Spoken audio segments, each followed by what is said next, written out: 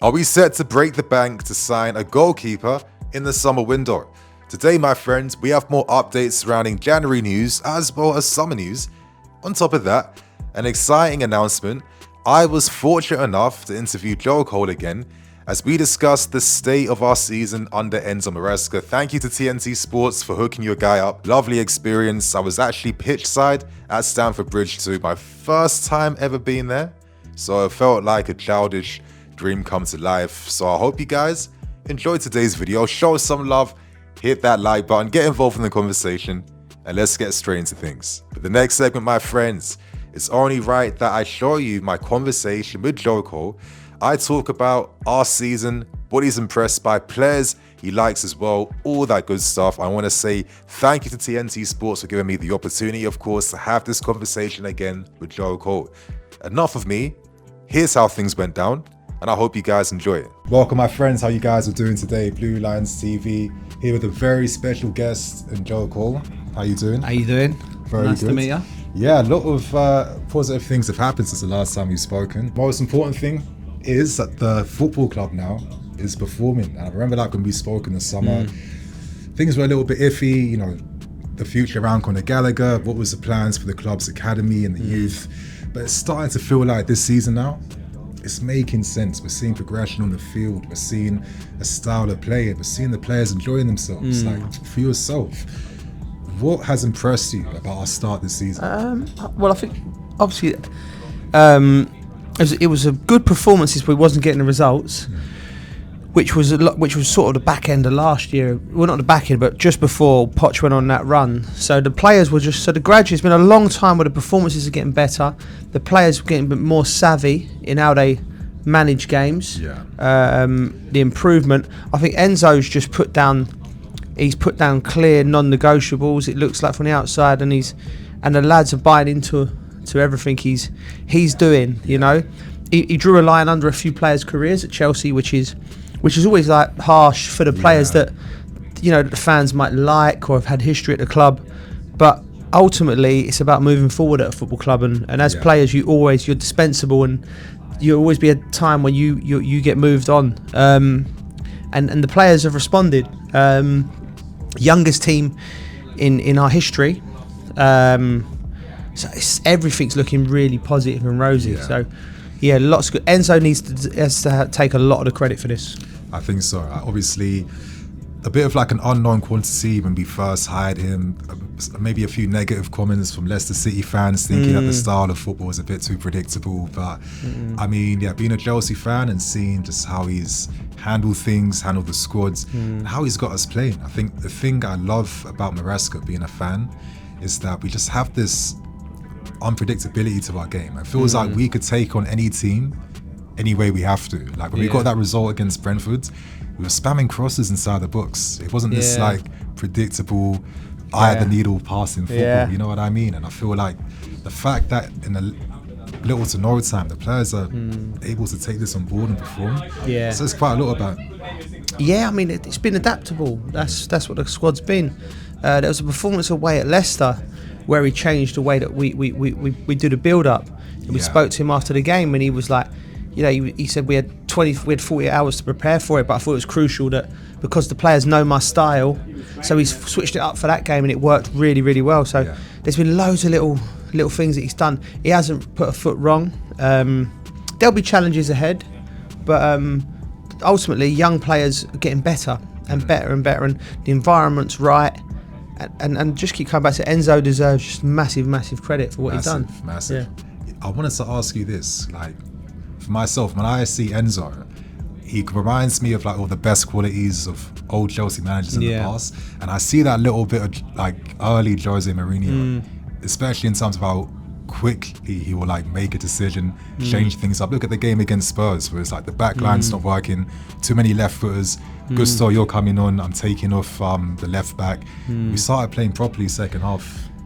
Yeah, I mean he's been bold, he's been brave, he's in everything he's done. He's changed things early. Listen, it's not so much when you change it, it's about when you change it, is it the right thing to do? Yeah. And he recognises it. Like tactically he's spot on. There's a lot of managers that get jobs off the back of of working with Pep, and it doesn't work. But he's his own man. You know, he's had a whole career of playing at the top level to go back on and think of all the great managers he's worked with. He's been a champion in his career as a player. He's worked with Pep. He's learnt there. Yeah, I know he's worked with people at Manchester City who speak highly of him in the academy before he was even thought of. So he sees football in the right way. Yeah. And I think that is his biggest quality. Yeah. I think he sees it early and he does it, and he doesn't dither. It's been important for us having that. Obviously, when Pochettino left in the circumstances he did, and then it's a big call and a bit of a left field decision going for an Enzo. But everything you just said there, is the playing experience, his experience in the coaching setup, in the game, academy level. On paper, when you look back now, he was probably the best possible appointment. So for the final question, just for the fans really, like, what are some of the enjoyable parts of this season for you? Like, who are like players that are impressing you? Things you're enjoying right now. There's so many to choose. It's great because there's so many players to choose from. Obviously Casado, he's been different class. He's been amazing. He's gone back to the levels we've seen him at Brighton and maybe beyond that. I think Lavia coming into the team has been a big plus. Nicholas Jackson, keep on improving. Jadon Sancho coming in and doing bits. Obviously Cole Palmer.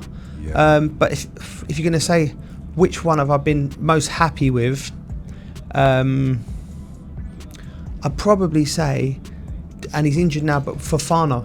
I'm happy that he's been back into the fold, because I think that's an important, crucial part of the team. And I think having him, playing so many games at the start of the season really helped us bed in. He probably hasn't got the love that the others have got, because they're forward players, but I think he's done really well for us, and he looks like hopefully he can get over this little knock he's got and come back and he just needs to stay fit and keep going. I mean, he's been quite unlucky with some of the injuries he's picking up, right?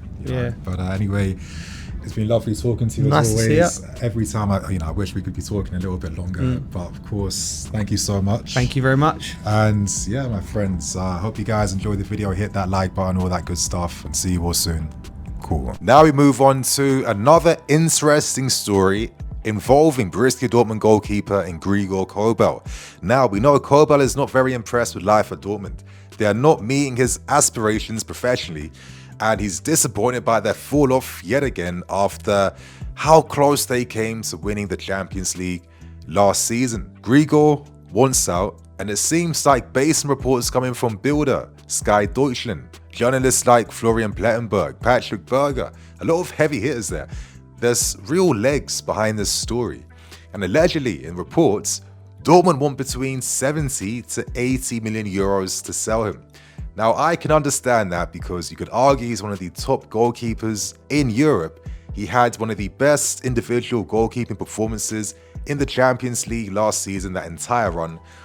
But this season's a bit of a different story for Kobel. He's been underperforming in his metrics right now, and I'm going to show you guys a quick little graph to show you the difference between himself and Robert Sanchez for this season. I'm going to compare the FB Ref analysis as well, so you guys can get an idea. And currently, maybe because it's based on, realistically, Dortmund's defense being really poor this season, very porous, teams having, great shot selections in front of the goalkeeper, that's naturally led to a little bit of a decline. And also, I feel like Kobel's struggled a little bit when it comes to distribution, especially his long ball distribution. That's never been like the elite part of his game. It's his shot stopping, positioning, etc, etc. But again, considering that Maresca needs a ball playing goalkeeper who's comfortable leaving his books and who's comfortable playing up from the back, it is something to pay attention to. Now, the first graph isn't the most detailed one. It's looking at save percentage, it's looking at goals saved above average and little things like that. But realistically, to get like a real strong gauge of a goalkeeper, you look at his post shots, expected saves. We'll do that later on. But very briefly, you're seeing that Kobel has been underperforming in this metric. He's in the red zone. And as you can see, Robert Sanchez is currently in the green zone, is currently one of the informed goalkeepers in Europe right now. Still, seeing that his goals saved above average records is in the negatives, this kind of tells you that, he's conceding more goals than the average goalkeeper. And listen, this is realistically down to Dortmund's defensive setup. But as we analyze the reports using FBref for both goalkeepers, you have to say that Robert Sanchez is kind of clearing Kobel right now.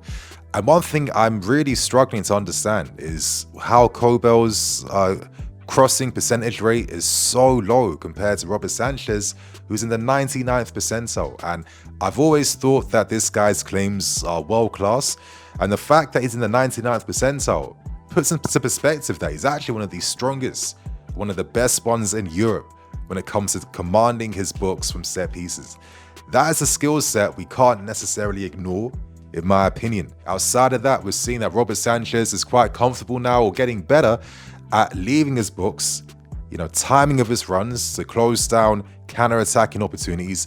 And I think the game against Brentford really highlights a lot of the improvements that we've seen from Sanchez this season. Looking at the save quantity, Sanchez has faced a higher shot volume, and he's continued to thrive, and he's kept us in games with some big saves at times, whereas it's the opposite for Kobel this season. And of course, another big thing is the distribution differences. Of course, Sanchez isn't necessarily, Diogo Costa or Edison or Alisson or someone like that, but he's a lot stronger when it comes to receiving ball to feet, distributing, kick-starting attacks, even though this is the main weakness in this game. We know that as a fan base. But Kobel isn't necessarily that good with the ball at his feet. Can't believe I'm saying this, especially around Robert Sanchez, because, I would probably upgrade in that area. But, sometimes it's nice to look at things from a different perspective. It opens up how you see things. And then it makes you remember again, well, we've signed 5 keepers in the last 2 years. We have Petrovic doing his thing for Strasbourg, improving with his distribution. We have Jorgensen, who's stepped up in the rare opportunities he's been given. And we have 2 exciting young talents in Gabriel Slonina, and of course, Mike Penders, who could be like the, end-boss goalkeepers of all end-boss goalkeepers we've ever seen. This kid just seems like an absolute cheat code, and that was born in some goalkeeping labs. So it does make you think, are we ever going to spend that amount of money on another goalkeeper? It seems like that is just paper talk. I'd imagine that Kobel's using the press now to garner some interest, because realistically, if Dortmund end the season without Champions League football, there's no way they're commanding big money, yeah? Let's not forget when we signed Kai Havertz all those years back, we signed them for less money compared to the 100 million Leverkusen wanted because they missed out on CL football. So what I'm going to say is, let's continue to watch this space, because one thing we know, this club is not afraid to move players out if they feel there's an opportunity to bring in an upgrade. And even though Kobel has been struggling for the first half of this season, I can't forget his exploits over the last 2 years prior. I mean, this guy is still, I'd say, an elite level type of keeper. So let's see how the story develops. And you guys, you share your thoughts and opinions on this one. And we end things very quickly with some interesting rumors coming out from Team Talk. I know some people maybe don't like rumor discussions, but I like talking about them sometimes, not all the time. But for some of them, I think that it creates an interesting conversation. It makes you realize things differently. And I think based on the reports I'm reading, realistically, a striker and realistically a goalkeeper could be the main targets in the summer. So if a striker's being looked at, I guess it's no surprise we'll be looking to add strikers to our shortlist. And Team Talk report that we've already kind of made unofficial conversations and held contact for players like Vlahovic, who's having a pretty decent season, I have to say, at Juventus, as well as Benjamin Šeško as well too. Now it makes sense, securing deals takes a lot of time, many months, lots of conversations, networking, etc, etc. And all Team Talk report is that we're in the process currently to hold conversations to build up our striker shortlist. I think that's where the conversation's at. We're creating the numbers, we're creating the shortlist of targets we are looking at right now. And a lot of targets we've looked at over the years recently, your Durants, your Šeškos, etc, etc. Would it be a surprise if we came back into the market again to make moves for players that we put in a lot of work already, talking to agents, analyzing them, sending scouts in attendance to watch their games, etc, etc? I don't think so. With Leipzig now missing out on CL progression, is there something here now? Šeško realistically was never going to stay at Leipzig for years and years. And for myself, if we're learning that guys like Vlahovic, Šeško could be on the striker shortlist, I'm curious to know who else is going to be on that shortlist as the season goes on. There could be some surprises. Let's see what happens. Get the impression in Nkunku might be leaving us in the future because, as Maresca himself revealed, Nkunku ideally is a 10. He's not even a real striker. And listen, he wants to play for France. He has his international aspirations. It's a bit of a shame for him that we're so stacked in that area.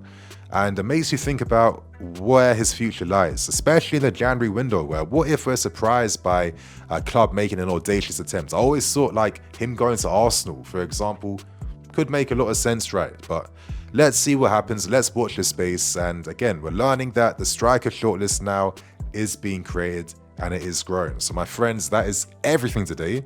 I hope you guys enjoy. Get involved, comment below, and show some love if you guys enjoyed my conversation and talk with Joe Cole. I'm Nini FC, this is BlueLionsTV. See you all soon. Cool.